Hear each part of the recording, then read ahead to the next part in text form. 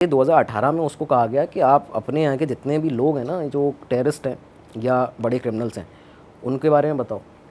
उस टाइम पाकिस्तान ने पहली बार माना है कि भाई दाऊद इब्राहिम भी हमारे यहाँ हैं। एड्रेस दिए थे उसने, 3 एड्रेस दिए हुए हैं कि एक कराची का है, एक इधर का, एक क्लिफ्टन का है, ठीक है, कराची में क्लिफ्टन बीच के पास में। तो ये सारे एड्रेस उसने उस टाइम से निकाल के दिए FATF को। ठीक है। और वो तो वर्ल्ड लेवल की ऑर्गेनाइजेशन है यार, वो तो इंडिया का उसमें ऐसा कोई ऐसा रोल नहीं है। उनको उसने पहली बार ये माना कि मतलब हाँ ये हमारे हैं, जबकि अभी तक तो नहीं करता हुआ आया था। उसके बाद 2020 में एक और गैंगस्टर था मुंबई अंडरवर्ल्ड का, डी कंपनी का, एजाज लकड़ावाला। इसे मुंबई पुलिस ने पटना एयरपोर्ट से गिरफ्तार किया। उससे जब इंटेरोगेशन की तो उसने कहा पहली चीज़ तो भाई कहाँ है बता, कहाँ है ये दाऊद इब्राहिम। कहता है वो तो कराची में ही है, मैं मिल के आया हूँ। अच्छा। और दूसरी चीज़, उसके गैंग्रीन हो गया है, बीमारी गैंग्रीन हो गया है, उसका पैर जो उंगलियां हैं जो गलना शुरू हो चुकी हैं। ये चीज़ उसने बताई। इससे भी लेटेस्ट आपको बताऊँ, 2022 में ये जो हमने बात की थी जिनकी लेडी की, दाऊद इब्राहिम की बहन हसीना पारकर, जो उनका लड़का है इस समय अलीशा पारकर, उसे NIA ने, हमारी नेशनल इन्वेस्टिगेशन एजेंसी ने 2022 अक्टूबर, हाँ सितंबर में पूछताछ की। कुछ अलग एक केस था वो, इसमें इस लाइन में वो नहीं है वो लोग, लेकिन एक अलग केस था, उसके लिहाज पे उन्होंने वहाँ से पूछताछ करना शुरू की। तब उन्होंने प्रॉपर बताया, कहते हैं दूसरी शादी कर ली है, 60 के ऊपर उम्र हो गई है, दूसरी शादी कर चुके हैं एक पठानी पाकिस्तानी लड़की से। प्लस उसके बाद इन्होंने क्या किया है कि गैंग्रीन जो है वो तो हो ही गया है। इस समय साबिर की जो इनके बड़े भाई की फैमिली थी वो भी इनके साथ रह रहे थे। उसने कई अपडेट दिए, कहते हैं कि 2020 में लेकिन जो कोविड आया तो साबिर का जो बड़ा लड़का था शिराज, उसकी डेथ हो गई है उसमें कोविड में। तो वो लोग अभी वहीं पे पाकिस्तान में इनके साथ रह रहे हैं। और उसने ये भी बताया कि गैंग्रीन तो हो ही गया है, और दूसरी चीज़ जो राजन के साथ में स्प्लिट हुआ था, शकील, दाऊद और राजन का जो स्प्लिट हुआ दुबई में छोटा शकील के वजह से, वो कहता है कि अभी शकील और अनीस इब्राहिम जो इसका छोटा भाई है, उनके बीच में सेम चीज़ देखने को मिल रही है। अच्छा। मतलब जो अभी भी ये लोग यूरोपियन कंट्रीज़ में, इंडिया में, मिडल ईस्ट में जो भी इनके काम होंगे, उसमें अभी स्प्लिट फिर से देखने को मिल रहा है, वही वाला। पर क्या इंडिया में अब भी इनका इतना होल्ड है जितना पहले होल्ड तो नहीं है, उतना ज़्यादा नहीं है, मतलब उस तरह से जो हमारी एजेंसीज भी अभी बहुत ज़्यादा अब यूरोप में कर रहे हैं ये काम। यूरोप में बताया जाता है, मिडल ईस्ट में बताया जाता है, UAE में बताया जाता है, यूनाइटेड अरब एमिरेट्स में। तो इन लोगों के कई सारे ऐसे काम जिसमें ज़्यादातर तो रियल एस्टेट फाइनेंसिंग, मतलब इसका एक बहुत बड़ा एग्जांपल भी निकल के आता है रियल एस्टेट फाइनेंसिंग का, और इस चीज़ का कि ये पाकिस्तान में किस जगह पे इसकी लोकेशन है। मतलब अब तो ये भी क्लियर हो गया है कि भाई कराची के अंदर, जो अभी लेटेस्ट हमारे पास में एक अपडेट आया है वो ये है कि कराची के अंदर क्लिफ्टन बीच के पास एक दरगाह है, जहाँ पे जिसका नाम एक बहुत, आप सर्च करेंगे हो सकता है आपको मिल जाएगा, उस पर दरगाह है। उसके पास में पीछे जस्ट इनका एक कंपाउंड बना है जहाँ पे ये रहते हैं। फुल वहाँ पे ISI का प्रोटेक्शन है, सब कुछ चीज़ें इनको दी गई हैं। जो स्प्लिट आया है अभी अनीस इब्राहिम और शकील के बीच में, ISI ही पूरा इनको संभाल रहा है। और इसके प्रूफ पता है किस तरह से मिलते हैं। दाऊद इब्राहिम जब पाकिस्तान गया था उस टाइम से लेके अभी बीच में वहाँ की एक बहरिया टाउनशिप होती है, जैसे हमारे यहाँ ना बड़े बड़े रियल एस्टेट के ओनर्स होते हैं, कई बड़े नाम है इधर इंडिया में। वहाँ पे एक बहरिया टाउनशिप है कराची में। वो एक बहुत ही छोटा सा एक कॉन्ट्रैक्टर हुआ करता था उसका मालिक, लेकिन वो दाऊद के कॉन्ट्रैक्ट में बहुत पुराना टाइम से है, मतलब दुबई के टाइम से है।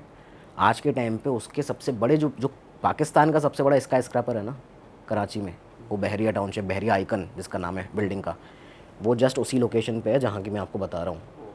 ये बहरिया आइकन है स्काई स्क्रैपर, इधर वो दरगाह है, ये वो कंपाउंड है।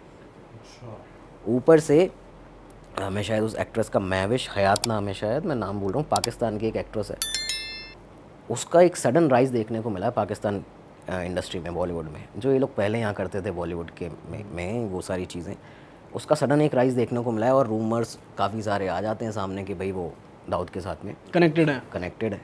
रिलेशंस है। आपने थोड़ी देर पहले बोला था कि ये इंडियन फिल्म में भी इनका पैसा इन्वॉल्व हुआ है, अब भी पैसा इन्वॉल्व रहता है क्या? इस टाइम का तो मतलब ऐसा कुछ सामने आता नहीं उस तरह से, लेकिन हाँ पहले बहुत सारा फिल्म फाइनेंसिंग मतलब होता था करीम लाला के टाइम से यार। मतलब जब से इंडियन फिल्म इंडस्ट्री शुरू हुई है, मुझे लगता है कि उस टाइम से करीम लाला ने कई बार उनके फ़ोटोज़ देखने को मिलते हैं। एग्जैक्ट फिल्म फाइनेंसिंग कहाँ कहाँ किस मूवी में किया है इन्होंने, उसके तो उतने एग्जाम्पल नहीं आते हैं, लेकिन हाँ कुछ इन लोगों के एग्जैक्ट पर्सनैलिटी के ऊपर मूवीज़ बना दी गई थी बॉलीवुड में। मतलब एग्जैक्टली हाजी मस्तान दिखा दिया एक मूवी में कि ये ही उनके ऊपर मसीहा करके कि गरीबों से लेके अमीरों से लेके गरीबों में देने का रॉबिन हुड वाली छवि जो होती है, तो वो दिखाया करा उसमें इसका हाजी मस्तान का पैसा है। हेलन के साथ में जो एक्ट्रेस थी, फिल्म एक्ट्रेस बहुत बड़ी हेलन, तो उनके साथ में उनका एक किस्सा आता है सामने कि पीएन अरोरा जो उनके पति थे, पहले हस्बैंड थे, उनके साथ में कुछ घरेलू विवाद था, तो उन्होंने अप्रोच किया करीम लाला को, तो ये जाके इन्होंने फ़ोन किया, उन्होंने वापस उनका सारा सामान दिया हेलन का, लेकिन उसके बाद में फिर उन्होंने कोर्ट केस किया हेलन के ऊपर, तो वहाँ पे जाके ये करीम लाला कोर्ट में बैठ गए और कोई गवाह ही नहीं आए उनके डर से। इस तरह से ये दबाना भी, मतलब इन लोगों एक सबसे बड़ी चीज़ मैं आपको बताऊँ करीम लाला की, आप तो फिल्म स्टार्स की बात कर रहे हैं, ये ऑन रिकॉर्ड है, इसे बोलने में बताने में कोई दिक्कत नहीं है। इंदिरा गांधी के साथ में करीम लाला का एक फ़ोटो है, न्यूज़ चैनल्स ने काफ़ी ज़्यादा चलाया कि भाई ऐसा कैसे कि देश के प्रधानमंत्री के साथ में करीम लाला का फ़ोटो कैसे आ सकता है। तो आप ये देखो कि इन लोगों का इन्वॉल्वमेंट कितना ज़्यादा होता है फिल्म इंडस्ट्री में। करीम लाला ने एग्जैक्ट अपने स्टेटमेंट में बताया उस समय किन्हीं जर्नलिस्ट को, उन्होंने कहा कि एक हरेंद्र नाथ चट्टोपाध्याय, शायद जहाँ पे मैं एग्जैक्ट अगर नाम ले रहा हूँ, वो सिनेमा में उनका बहुत अच्छा कंट्रीब्यूशन था, एक्टर भी हुआ करते थे, ठीक है, म्यूज़िक में भी उनका अच्छा कंट्रीब्यूशन था, तो 1973 में उन्हें पद्म भूषण से सम्मानित किया जाना था। और करीम लाला ने कभी भी राष्ट्रपति भवन नहीं देखा था, उनको एक मन था करीम लाला का कि मुझे राष्ट्रपति भवन तो देखना है, दिल्ली आना है एक बार। वो हरेंद्र नाथ चट्टोपाध्याय के पास गए, उनसे जाके कहा कि भाई तुम्हें पद्म भूषण मिल रहा है 73 अभी इसी साल, मुझे ले चलो। वो टाइम था जब ये उनके साथ में आए। यहाँ पे वो जो एक फ़ोटो आता है इंदिरा गांधी के साथ में, तो वो साथ में उनके पहली बार मिले और वो पहली और आखिरी मुलाकात थी इंदिरा गांधी जी के साथ अंडरवर्ल्ड डॉन की। तो वो उसको वो जानती होंगी? नहीं, वो नहीं जानती थी, बिल्कुल नहीं जानती थी। जो स्टेटमेंट बताया गया था एक जर्नलिस्ट को इनके द्वारा, करीम लाला के द्वारा, तो उसमें यही बताया गया था कि भाई मैंने उनसे इनको मिलवाया इस तरह से गया था कि ये पठानों के लीडर हैं, इंडिया के, मुंबई के पठानों के बहुत बड़े लीडर हैं, और ये आपसे मिलना चाहते थे, राष्ट्रपति भवन देखना चाहते थे, आना चाहते थे। तो इन्होंने अपने अंदाज में कहा था करीम लाला ने उनसे कि आप मुंबई कभी आएँ तो मुझे बताइएगा।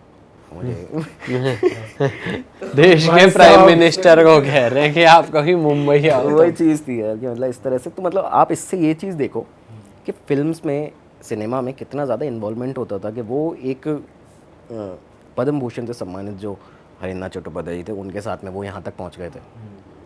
और क्योंकि इरादा हो सकता है कि ठीक होगा कि भाई मुझे सिर्फ जाके मिलना है, देखना राष्ट्रपति, तो वो भी ले आए होंगे। तो ये चीज़ें, मतलब इन्वॉल्वमेंट तो रहा है भाई। क्रिकेटर्स के साथ भी तो रहा है, जैसे मैच के साथ भी हमने इतना सुना है। कुछ चीज़ें तो बहुत ज़्यादा कॉमन जो सभी लोग मतलब बताते हैं, सबको पता है कि कपिल देव थे शायद जिन्होंने डांट दिया था कभी, ड्रेसिंग रूम में गए थे, ड्रेसिंग रूम में आ गया था दाऊद इब्राहिम, तो उसको उन्होंने डांट दिया कि ये सब चीज़ें यहाँ पे नहीं करनी। अरे वाह, आपने ये वीडियो यहाँ तक देख ली भाई, तुमने हमारी मेहनत सफल कर दिया, तुम ही लोग हो असली रियल हिट। और अगर आपको बहुत मज़ा आ रहा है ऐसी क्लिप्स में, ऐसी वीडियोस में, तो फटाफट जाइए प्लेलिस्ट पे बिंज वॉच कीजिए और सारी वीडियोस देख डालो और मौज काटो। That is it. हम मिलेंगे नए पॉडकास्ट में, नए क्लिप में। Till then bye bye, see you, take care, do subscribe.